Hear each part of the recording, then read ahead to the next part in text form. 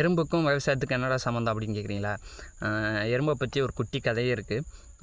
அதாவது வட இந்தியா பக்கத்தில் வந்து முன்னாடி வந்து ஒரு காடு இருந்துச்சான். அந்த காடு வந்து பிற்காலத்தில் அழிஞ்சிருச்சான். அந்த காட்டுக்கு அருகாமையில் கிராமத்தில் இருந்த ஒருத்தவர் அதை பார்த்துட்டு, இதெல்லாம் வந்து நான் பெரிய காடாக இருந்துச்சு, இப்போ சுத்தமாக அழிஞ்சிருச்சு அப்படின்னு ரொம்ப மன வருத்தப்பட்டு, சரி மறுபடியும் நம்ம அந்த காட்டை உருவாக்கணும் அப்படின்ட்டு அவரும் 4 ஆண்டுகளாக வந்து மரமாக வச்சாராம்.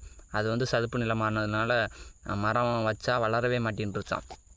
அதுக்கடுத்து எப்படியாச்சும் காடாக ஆக்கணும் அப்படின்ட்டு போய் அருகில் இருந்த காட்டுவாசி மக்கள்கள்கிட்ட போய், இப்படி இங்கே ஒரு காடு இருந்துச்சு, இப்போ அழிஞ்சிருச்சு, இதை நான் மறுபடியும் ஒரு காடாக ஆக்கணும், எனக்கு ஏதாச்சும் ஒரு வழி சொல்லுங்கள் அப்படின்னு போய் கேட்டாராம்.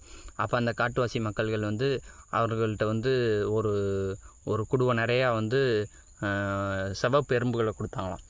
இதை போய் அந்த மண்ணில் விடு அப்படின்னாங்களாம். அவரும் கொண்டாந்து அந்த மண்ணில் விட்டாராம். அது என்ன பண்ணுச்சுன்னா, இது மாதிரி கீழே போய் இருக்கிற நல்ல மண்களை கொண்டாந்து மேலே மேலே மேலே மேலே கொண்டாந்து சேர்த்துச்சான். கொண்டாந்து சேர்த்தும் போது இவர் என்ன பண்ணாராம், இந்த மண்ணில் வந்து அந்த கண்டு வச்சாராம். இந்த மண்ணை சுற்றி அள்ளி போட்டு கண்டு வச்சாராம். பார்த்திங்கன்னா அந்த கண்டு வளர ஆரம்பிச்சிருச்சான். அப்படியே என்ன பண்ணிருச்சான், கொஞ்சம் கொஞ்சமாக எறும்பும் பெருக ஆரம்பிச்சிருச்சு, காடும் வளமாயிருச்சு.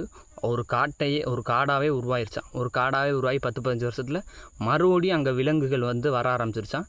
என்னடா மறுபடியும் இங்கே விலங்குகள் நடமாட்டமாக இருக்குது அப்படின்னு வந்து வனத்துறையே வந்து பார்க்க போகும்போது, இது நம்ம காடு பட்டியலிருந்து அழிஞ்சிருச்சு, இப்போ மறுபடியும் எப்படி ஒரு காடாச்சு அப்படின்னு ஒரு தனி மனிதனாக உருவாக்கின ஒரு காடு. அதுக்கு முக்கிய காரணமே இந்த எறும்பு தான்.